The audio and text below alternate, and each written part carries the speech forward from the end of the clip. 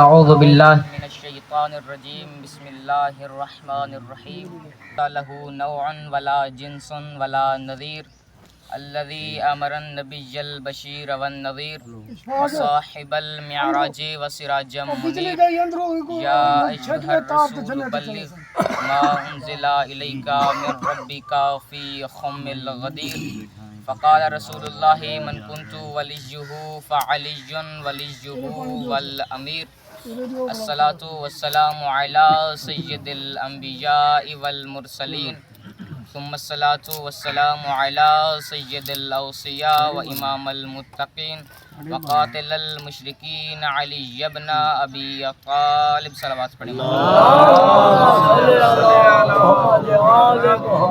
لعنت اللہ علی اعدائہم ومکسر فضائلہم ومنکر ولایتہم ومناقبہم اجمعین اما بعد فقد قال اللہ تعالی فی کتابہ المجید بسم اللہ الرحمن الرحیم انما یرید اللہ لیذہب عنکم الرجس اہل البیت ویطہرکم تطہیرا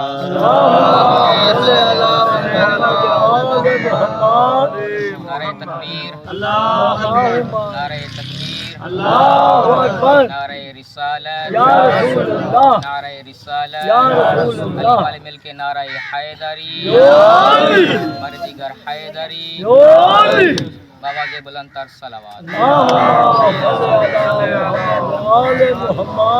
جس کا چاند جیسا چہرہ دیکھ کر مصر کی عورتیں اپنی انگلیاں کاٹیں اس کو حسن یوسف کہتے ہیں، اور جس کا حسن دیکھ کر چاند دو ٹکڑے ہو جائے اسے محمد مصطفیٰ۔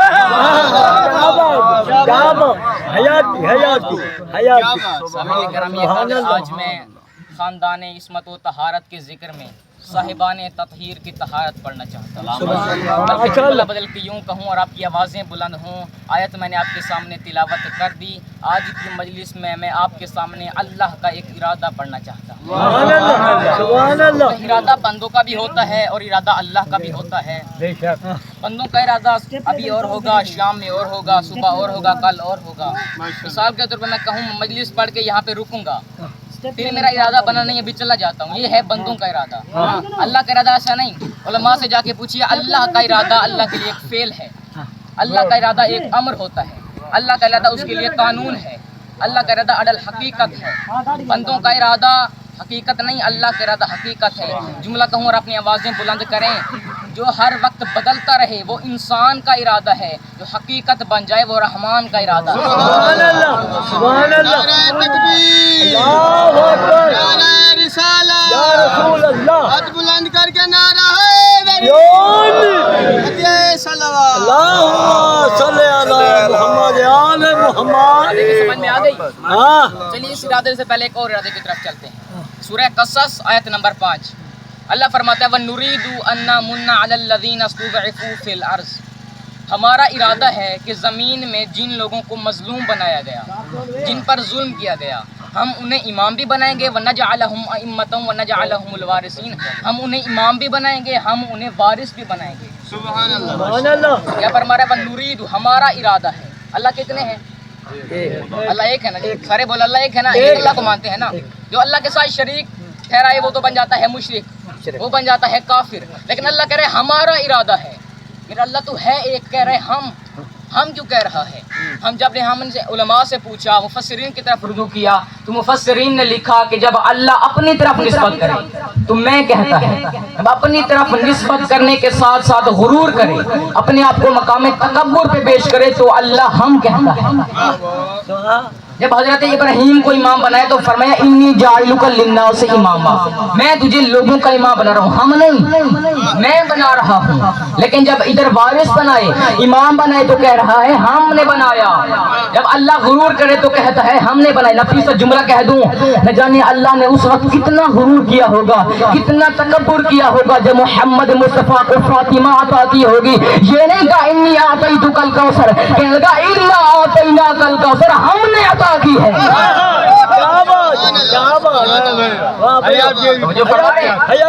یہ نہیں کہا میں نے عطا کی ہے، کہہ رہا ہے ہم نے عطا کی ہے، ہم نے تجھے کوثر عطا کی ہے، ہم نے تجھے فاطمہ عطا کی ہے۔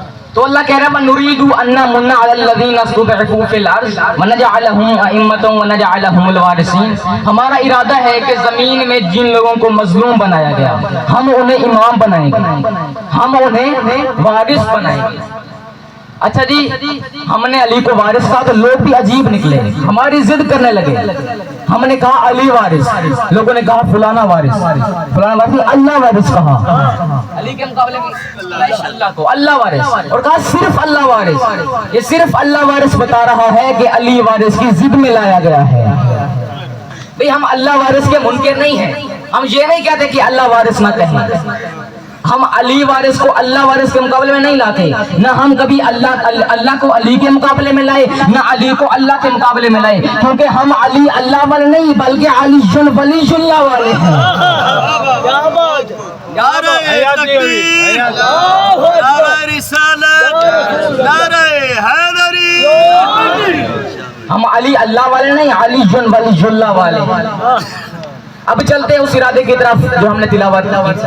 اللہ فرما رہا ہے انما یرید اللہ, یہ اللہ کا ارادہ ہے, لیذھب عنکم الرجس اہل البیت ویطہرکم تطہیرا, کہ رجس کو اہل بیت سے دور رکھیں. اب رجس پہ بڑی بڑی بحثیں کی گئی, بڑی بڑی کتابیں لائی گئیں, ہم کوئی کتابیں نہیں لاتے. اور یہ ایک ہی جملے میں رجس کی ڈیفینیشن کر دیتے ہیں. بھئی آئیے قرآن سے پوچھتے ہیں, اللہ کی کتاب تو نے کہہ تو دیا کہ رجس اہل بیت سے دور ہے, اب بتا ہی دے رجس ہے کیا. ہم کوئی رجس پہ بیعت نہیں کرتے, قرآن نے خود ہی بتا دیا رجس اہل بیت سے دور ہے, بس جو اہل بیت سے دور ہے وہ رجس ہے.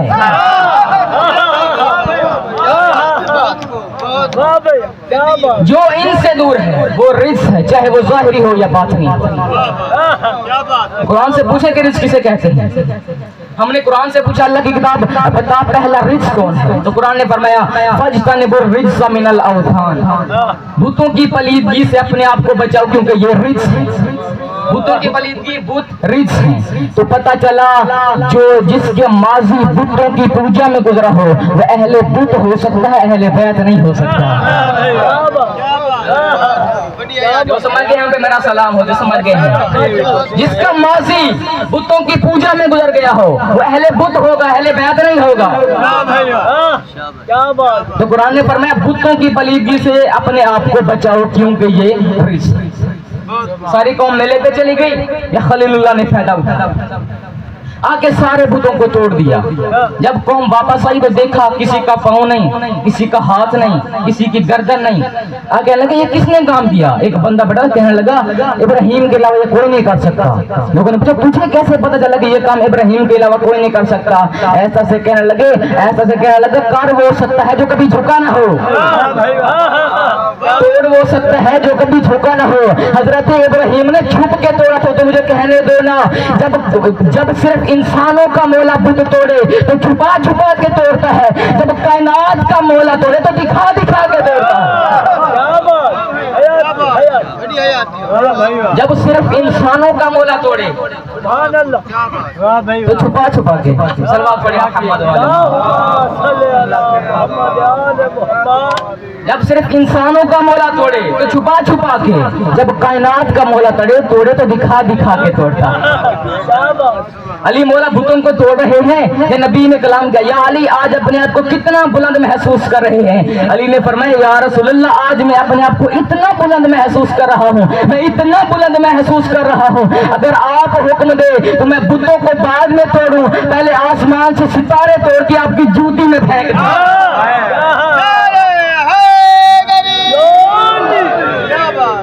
آج علی اپنے آپ کو اتنا بلند محسوس کر رہا ہے, اگر آپ حکم دیں تو علی بتوں کو بعد میں توڑے گا, پہلے آسمان سے ستارے توڑ کے آپ کی جوتی میں پھینک دے گا. قرآن سے پوچھے دوسرا رجس کیا ہے, تو قرآن نے فرمایا شراب نوشی سے بچو کیونکہ یہ رجس ہے. شراب نوشی سے بچو کیونکہ یہ رجس ہے. تو جو پہلے شراب پیتا رہا وہ اہل شراب ہوگا, اہل بیت نہیں ہوگا. تو یہ فرما رہے ہیں جو شراب پیتا رہا ہو وہ اہل شراب ہو سکتا ہے, اہل بیت نہیں. تو قرآن نے فرمایا شراب کی پلیدگی سے اپنے آپ کو دور رکھو. کسی صاحب کے بیٹے نے شراب پی لی, یہ دربار میں کوڑے مر جانے کی سزا سنائی گئی.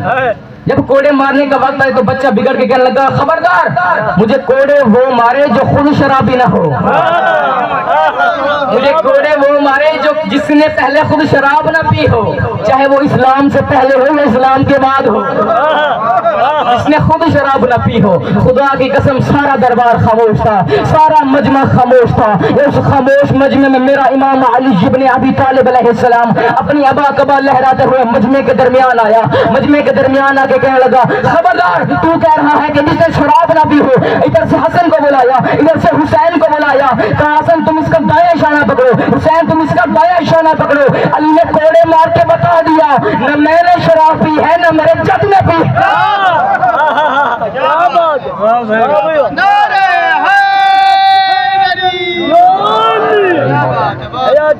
میں نے شراب پی نہ کبھی میرے جد نے پی، حتیٰ کہ میرے جد آدم تک کسی نے شراب نہیں پی۔ صلوات پڑھ لیں محمد و آل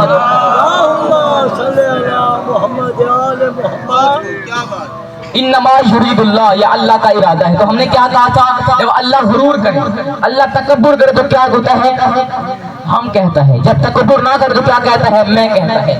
اب اللہ نے فرمایا انا اعطیناک الکوثر، ہم نے تجھے فاطمہ عطا کی، ہم نے تجھے کوثر عطا کی۔ اب سورہ کوثر میں بظاہر کتنی آیات ہیں؟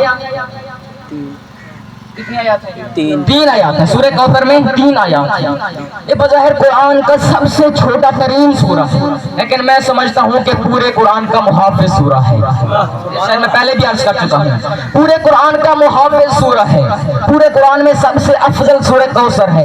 آپ کہیں گے مولانا یہ سورہ بقرہ اتنا لمبا سورہ ہے، سورہ آل عمران یہ اتنے لمبے لمبے سورہ کا یہ افضل نہیں؟ بھائی آپ سے کس نے کہا جو لمبا ہو افضل بھی ہوتا ہے؟